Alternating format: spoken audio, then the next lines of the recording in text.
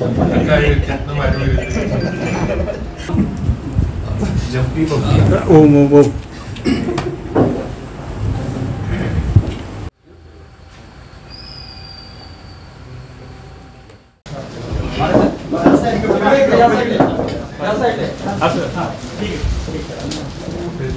आतिश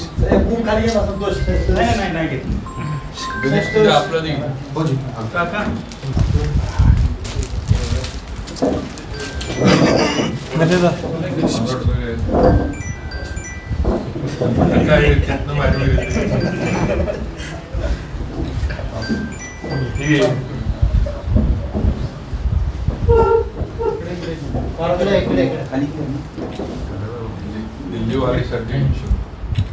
दिल्लीवारीसाठी शुभेच्छा.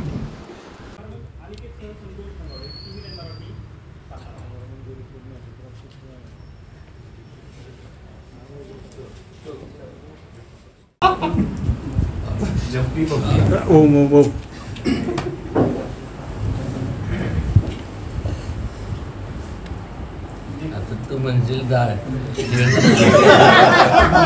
दाढी तर मला टोचून आहे म्हणून तू पण म्हणजे माझी पप्पी आहे. चुरस आणि अतिशय ह्याच्या निवडणुकीतनं खासदार म्हणून सातारा लोकसभा मतदारसंघातल्या मतदारांनी त्यांच्यावर विश्वास टाकला, त्यांना निवडून दिलं आणि आज त्यांच्या माध्यमातून आता पुढं आम्ही सर्वजण भारतीय जनता पार्टीत एकत्र आहोत, एकत्र राहून चांगलं काम करू.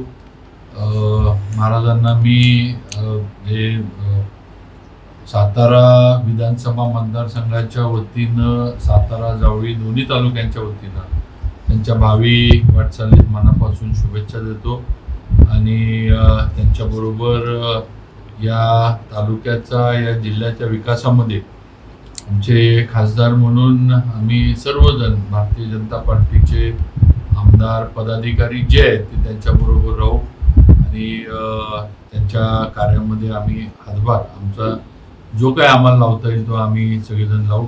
परत एकदा महाराजांना माझ्या वतीनं आणि सगळ्यांच्याच वतीनं या निवडणुकीच्या, आपण सगळी निवडणूक बघत होतो, आपण निवडणुकीमध्ये सगळे पत्रकार सुद्धा या निवडणुकीवर लक्ष ठेवून होते किंवा निवडणुकीवर हे होतं आणि हे थोडीफार चर्चा वगैरे या गोष्टी आता मतदान होऊन 1 महिना झाला होता, पण शेवटी महाराजांनी बाजी मारली आणि खासदारकीची माळ सातारकरांनी, जिल्ह्यातल्या जनतेनं त्यांच्या गळ्यामध्ये टाकली.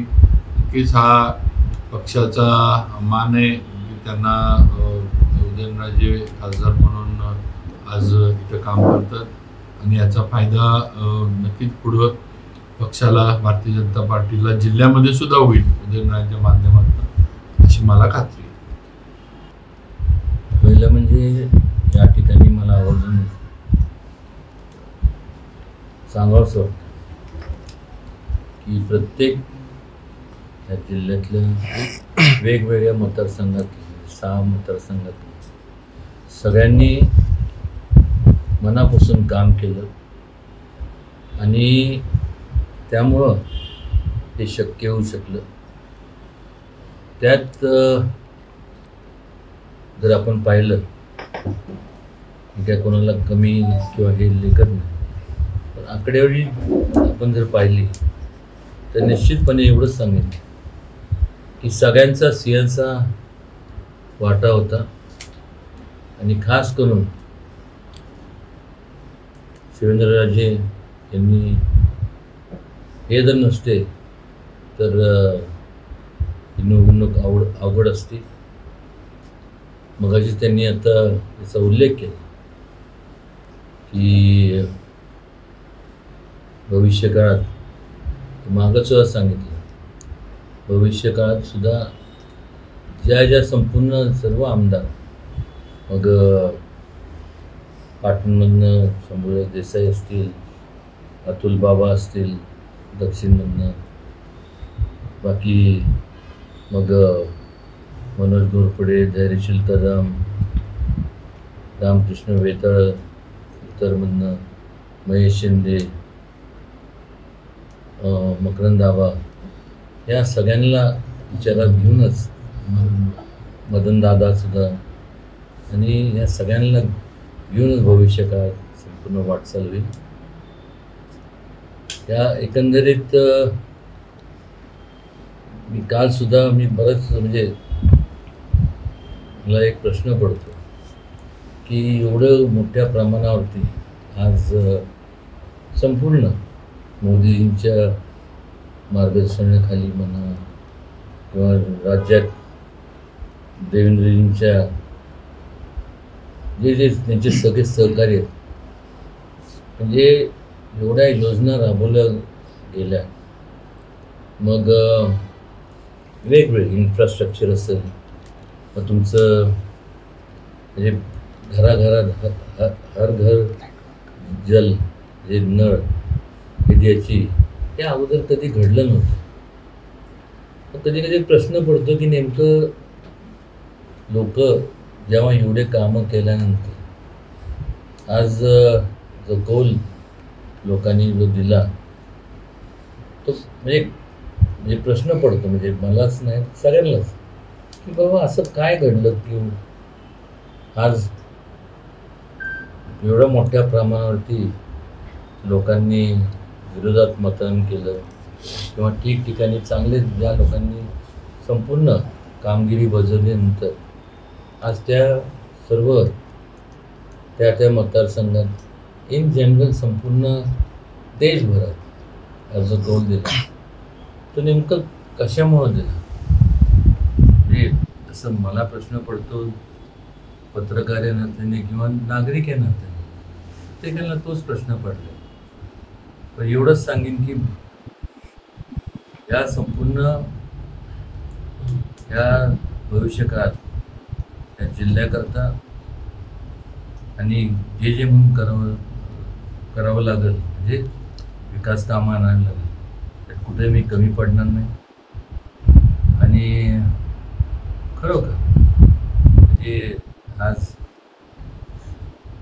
म्हणजे सगळ्यांनीच केलं, पण आज सातारा म्हणजे कराड, दोन्ही कराड जर आपण पाहिलं आणि पाटणसुद्धा थोडंफार कमी जास्त होतं, पण कराड शहरातलं आपलं कराड दक्षिण आणि उत्तर त्याचं जर लीड हे त्या ठिकाणचे मगाशी उल्लेख केल्याप्रमाणे त्या सर्वांनी भरपूर काम केलं. खास करून सातारकरांचं आमच्या सर्वांवरती प्रेम आहेच. वाईमध्ये काय थोडंफार इकडं तिकडं झालं असेल, पण संपूर्ण आबांनी सुद्धा सगळ्यांनी म्हणजे कोणाला म्हणजे ते सुद्धा म्हणजे जसं मी विचार करतोय ते त्यांना सुद्धा तोच प्रश्न पडला. ठीक आहे, काय माझ्याकडनं त्रुट्या राहिल्या असतील किंवा काय, शेवटी मी सुद्धा काय म्हणजे येऊ नाही आहे आणि त्या संपूर्ण भविष्यकाळात भरून काढेन. जे काय असेल, जे काय रोज असेल, जे असेल, पण सातारा शहर आणि जावळी खास करून ह्या संपूर्ण परिसरातलं जर मतदान बघितलं तर जे लीड होतं ते लीड जे कमी झालं ते ह्या ठिकाणी झालं. आणि शिवेंद्रराजेन त्यांचे सर्व सहकारी जे आहेत, अविनाश असेल, सुनील माझं काटकर असतील, या सगळ्यांनी मनापासून म्हणजे कोण कमी नाही कोण जास्त नाही हे पळाले. म्हणूनच मी आज निवडून आलो आणि ती जाणीव मला आहे. त्याची कसंही करून ह्या 3-4 महिन्यानंतर 3 महिन्यानंतर जेव्हा आमदारकीच्या निवडणुका असतील त्यात या सगळ्यांना जीव ओतून मनापासून वाटेल त्या परिस्थितीत हे जे आहे हीच तुम्हाला आमदार म्हणून दिसणार, एवढं या ठिकाणी सांगावंसं वाटतं. आज बरेचसे जे काय त्याला म्हणतात विश्लेषण करणारे लोक असतात राजकीय विश्लेषण करणारे, त्यांनी तर ते आपण पतंग उडवताना नाही का कट झालं म्हणून ते माझं त्याच्यातच कट त्याच्याच पकडलं. मी म्हणलं आता बघू, म्हणलं आपला मांजा आहे का, पण पतंग जरी मी असलो, मांजा मात्र चांगला होता. त्यामुळे हे सगळं कट आणि हे विनम्रपणे सांगतो.